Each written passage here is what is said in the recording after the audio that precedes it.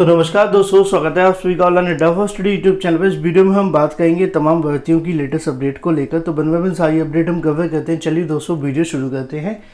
जैसा कि आप सभी जानते हैं कि इस वीडियो के माध्यम से आपको तमाम जानकारियां दी जाएंगी, तो इस वीडियो को आप सभी लाइक अवश्य करते हैं, साथ में शेयर करते हैं। और जिन छात्रों ने अभी तक इस चैनल को सब्सक्राइब नहीं किया, चैनल को सब्सक्राइब करके बेल आइकन को भी दबा लें, जिससे कि आप सभी को इसी प्रकार की ऑथेंटिक जानकारियाँ मिलती रहें। तो चलिए दोस्तों वीडियो शुरू करते हैं।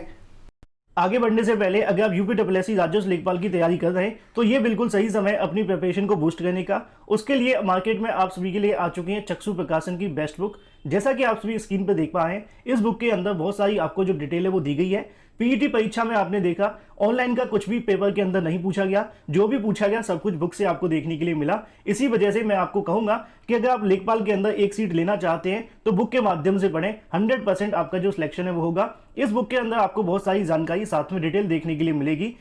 इस बुक की सबसे खास बात यह है कि इसमें डिटेल के साथ साथ आपको मिलते हैं वन लाइनर क्वेश्चन, जो कि आपकी परीक्षा के लिए काफी ज्यादा महत्वपूर्ण है। जैसा कि आप स्क्रीन पर देख पा रहे हैं, इसके साथ साथ आप सभी परचेस कर सकते हैं इनकी संपूर्ण गाइड, साथ में इसकी अगर बात करें प्रैक्टिस सेट को भी, जो कि आप सभी को ऑफलाइन किसी भी मार्केट में मिल जाएगा। साथ ही आप सभी ऑनलाइन भी ले सकते हैं, जिसका लिंक आपको वीडियो की डिस्क्रिप्शन में दिया गया है।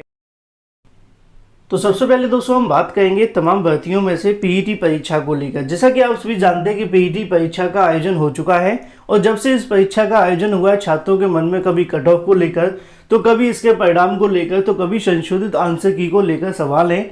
लेकिन ऐसे में छात्रों के मन में सबसे बड़ा सवाल ये है कि आयोग की तरफ से बार बार कहा जा रहा था कि वो परीक्षा को जल्द करवा के परिणाम को घोषित करेंगे, लेकिन सितंबर माह का अंतिम सप्ताह आने वाला है, अभी तक कहीं न कहीं पीईटी को लेकर अंतिम कार्य शुरू नहीं हुआ है।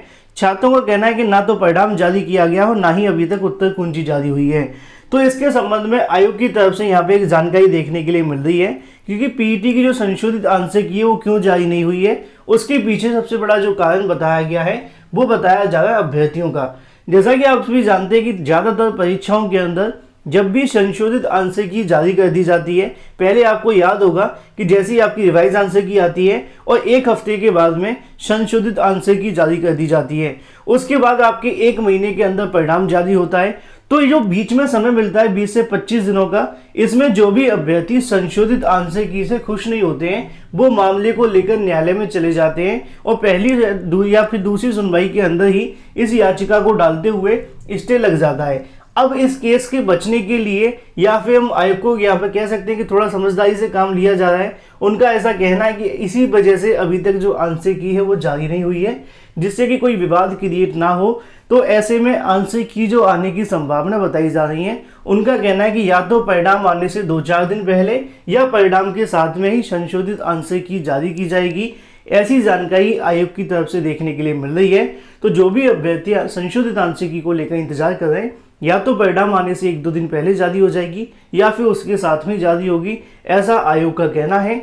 तो आंसर की जारी न होने का जो रीज़न है वो मैंने आप सभी को बता दिया है कि जब ज़्यादा समय दे दिया जाता है तो मामला कोर्ट में चला जाता है। हालांकि मामला वैसे भी कोर्ट में जाता है अगर क्वेश्चन विवादित हो तो। वहीं दूसरी तरफ बात करें अपनी अगली अपडेट के बारे में, जो कि संबंधित है एडेड जूनियर शिक्षक भर्ती के छात्रों के लिए खुशखबरी के बारे में। जैसा कि बहुत सारे अभ्यर्थियों को मैंने 1 हफ्ते पहले जानकारी दी थी एक वीडियो बनाकर कि जल्दी आप सभी को खुशखबरी मिलने वाली है, जिसमें मैंने एडेड जूनियर शिक्षक भर्ती को लेकर खुशखबरी की जानकारी भी दी थी। और मैंने आप सभी को कहा भी था कि 2 से 4 दिनों के अंदर ऐसी जानकारी या तो आपको किसी ऑफिशियल पत्र के माध्यम से पता चल जाएंगी या फिर समाचार पत्रों में ऐसी जानकारी देखने के लिए मिलेंगी। अब आप सभी के सामने आज के कई समाचार पत्रों के अंदर जानकारी दी गई है। आप में से कितने अभ्यर्थियों ने उस वीडियो को देखा था जिसमें मैंने आप सभी को जानकारी दी थी कि जल्दी छात्रों को यहां से खुशखबरी मिलने वाली है। पीएनबी सचिव से हुई वार्ता के दौरान उनकी तरफ से बताया गया था कि परीक्षा केंद्रों का जो कार्य वो किया जा रहा है, उसी को लेकर यहाँ पर जानकारी लिखी हुई है कि भर्ती परीक्षा के 1 माह के भीतर आपका जो परिणाम है वो जारी कर दिया जाएगा, जो कि एक अच्छी खबर है। उसी क्रम में नीचे लिखा है कि एडेड जूनियर हाई स्कूल प्रधान अध्यापक साथ में सहायक अध्यापकों की कमी जल्द पूरी की जाएगी। शासन के निर्देश पर परीक्षा नियामक अधिकारी सचिव ने भर्ती परीक्षा कराने के लिए तैयारियां तेज कर दी हैं। मंडल के जिला मुख्यालय पर परीक्षा केंद्र बनाए जाने को लेकर इसके लिए केंद्रों का निर्धारण किए जाने की प्रक्रिया पूरी कर ली गई है।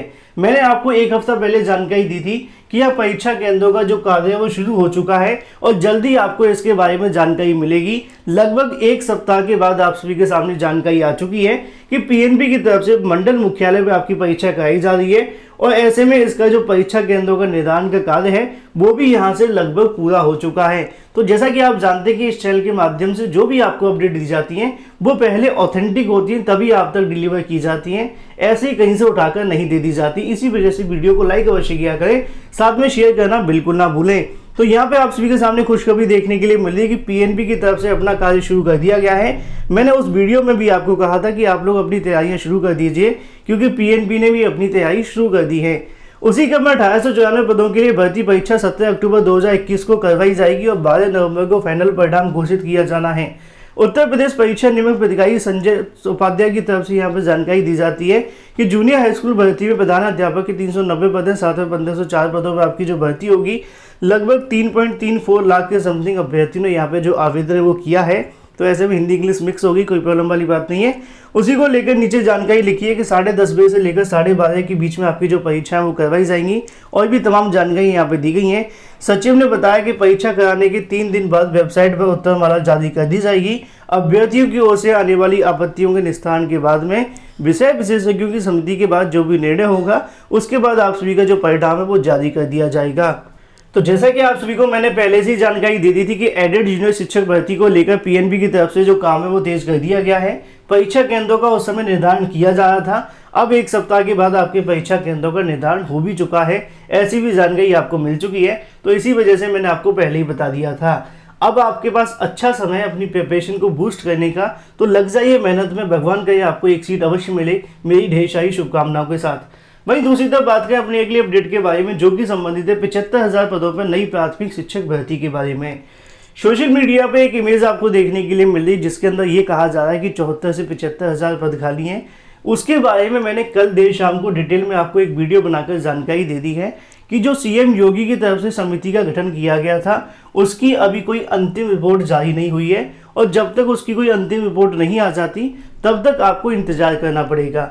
लेकिन ऐसे में हाल ही में हुई बैठक के अंदर पीएबी की जो रिपोर्ट जारी हुई है उसके अंदर यहाँ पे उत्तर प्रदेश के अंदर सहायक अध्यापकों के लगभग 74,000 के समथिंग जो पद है वो खाली हैं, जिसकी जानकारी मैंने कल देर रात को आकर आप सभी को दे भी थी कि उत्तर प्रदेश के अंदर अगर बात की जाए प्राइमरी स्कूल के अंदर, अपर प्राइमरी स्कूल के अंदर लगभग 73,711 शिक्षकों के पद खाली हैं। तो हेडमास्टर की अगर बात की जाए तो 52,317 जो पद हैं वो भी यहाँ पे खाली पड़े हुए हैं।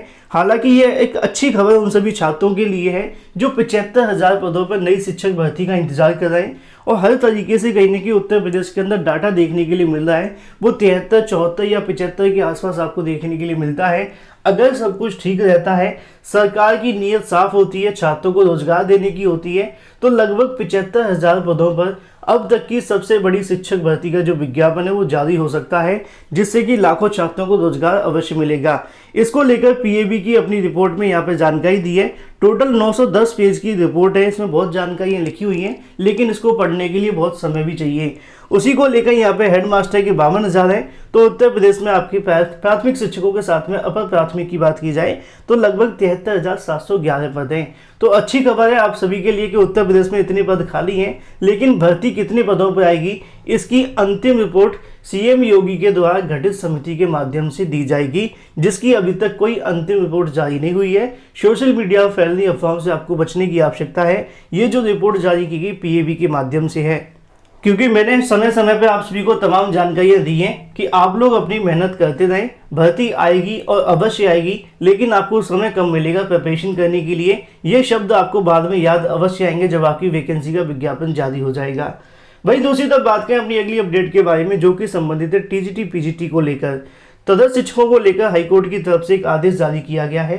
साथ में रिजल्ट और अगर बात की जाए 27,000 टीजीटी भर्ती के बारे में, तो यहाँ पे आपको देखने के लिए मिलेगा कि सत्य की नियुक्ति के लिए शिक्षकों की भर्ती में वरीयता से इनकार करते हुए हाईकोर्ट ने इस याचिका को खारिज कर दिया है।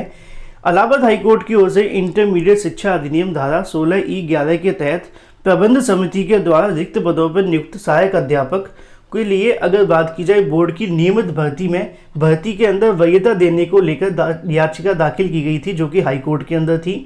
कोर्ट ने कहा कि इस धारा में प्रबंध समिति केवल शिक्षा सत्र के लिए नियुक्ति का अधिकार है, वह पिछली रिक्तियों पर नियुक्ति नहीं कर सकता है जो बोर्ड की अधिसूचित की जा चुकी हैं। यह आदेश न्यायमूर्ति अश्विनी कुमार मिश्रा और साथ में अन्य की तरफ से दिया गया है। उसी के अंदर नीचे आप सभी को जानकारी देखने के लिए मिलेगी कि याचिका कहना था कि वे 2018 से कार्य कर रहे हैं, उन्हें वेतन नहीं दिया गया था, तो याचिका कोर्ट में डीआईओएस बलिया के निर्णय को लेकर निर्देश दिया गया। आदेश का पालन नहीं हुआ तो अवमानना याचिका दाखिल की गई, उस पर निर्णय लेने के बाद निर्देश दिया गया। इसी बीच बोर्ड की ओर से नई भर्ती निकाल दी गई। जैसा कि आप जानते हैं उस भर्ती के अंदर यहाँ पे मांग की गई कि इनको जो वरीयता है वो दी जाए, अध्यापन के अनुभव के आधार पर वरीयता देने की मांग की गई, जिसको कोर्ट की ओर से इनकार करते हुए याचिका को खारिज कर दिया गया है।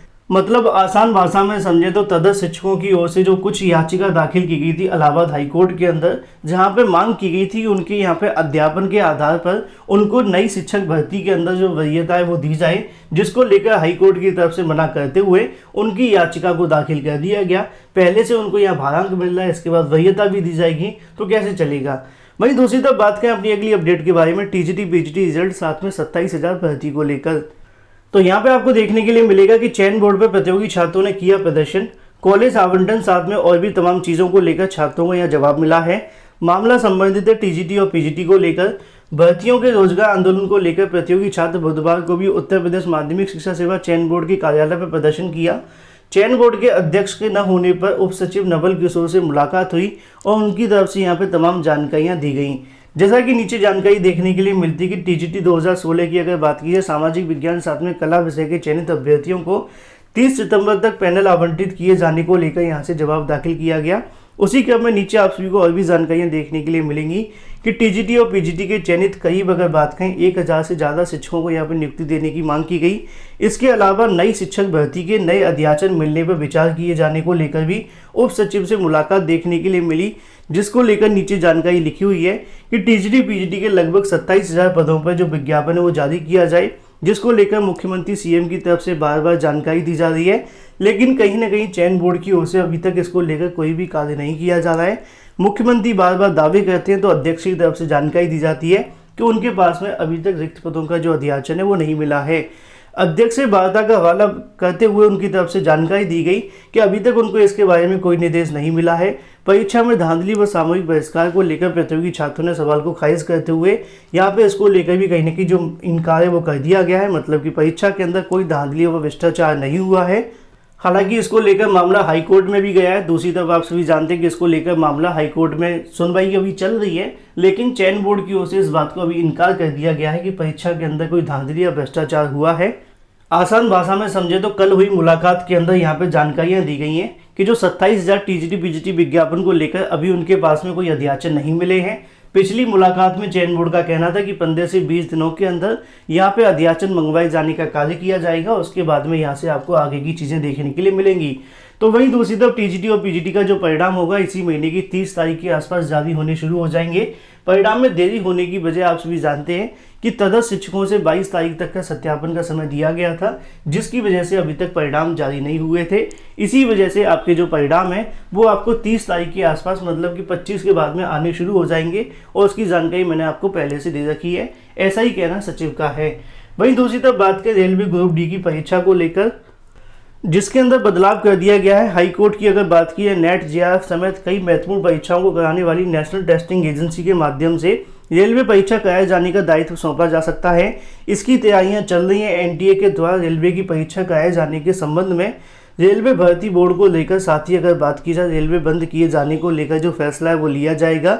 रेलवे की परीक्षा अब ऑनलाइन होगी। एनटीए का ऑनलाइन परीक्षा कराने के लिए सबसे भरोसेमंद एजेंसी माना जाता है। केंद्रीय वित्त मंत्रालय प्रिंसिपल इकोनॉमिक अगर बात करें एडवाइजरी संजीव सनियाल की तरफ से पिछले दिनों इसका मसौदा तैयार करके मंत्रिमंडल सचिवालय को भेज दिया गया है। अगर ऐसा होता है तो एनटीए की जो परीक्षा होगी, मतलब कि जो रेलवे ग्रुप डी की परीक्षा होगी, वो एनटीए की तरफ से कराई जा सकती है, जिसको लेकर प्रस्ताव बनाकर भेजा जा चुका है। जल्द इसको लेकर फैसला लिया जाएगा। ये थी दोस्तों तमाम भर्तियों की लेटेस्ट अपडेट। वीडियो पसंद आए तो वीडियो को लाइक कर दें, साथ ही शेयर कर दें, चैनल को सब्सक्राइब करना बिल्कुल ना भूलें।